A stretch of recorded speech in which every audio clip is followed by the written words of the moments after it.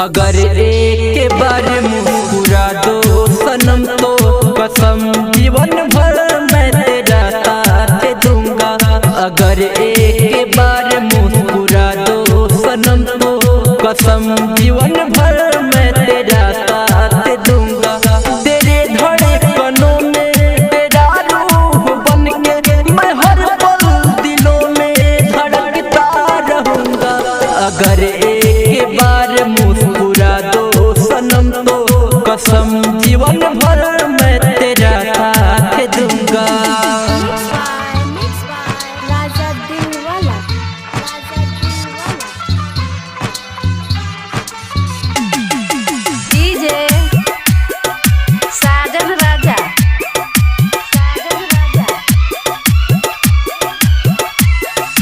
फूलों की खुशबू हो परियों की रानी, तेरे साथ मिलके लिखूंगा कहानी। हाँ फूलों की खुशबू हो परियों की रानी, तेरे साथ मिलके लिखूंगा कहानी। तुम्हें दिखती हो मेरे सपनों में, छुपा के रखूंगा तुझे पलकों में, छुपा के रखूंगा तुझे पलकों में।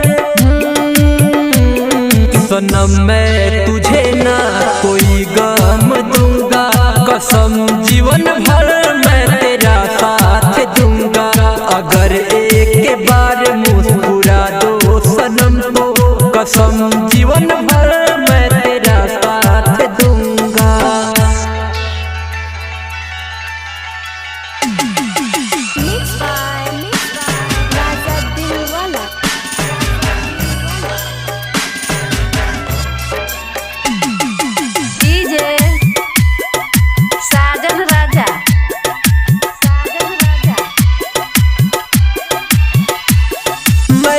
प्यासा भौरा तू खिली कली हो, सदा बहार में मचल के चली हो। मैं हूँ प्यासा भौरा तू खिली कली हो, सदा बहार में मचल के चली हो।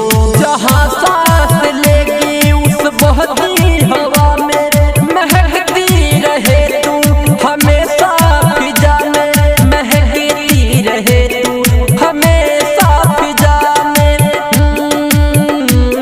मैं फूलों की खुशबू वहाँ बिखेर दूंगा, कसम जीवन भर मैं तेरा साथ दूंगा। तेरे धड़कनों में तेरा रूह बन के मैं हर पल दिलों में धड़कता रहूंगा। अगर एक बार मुस्कुरा दो सनम तो कसम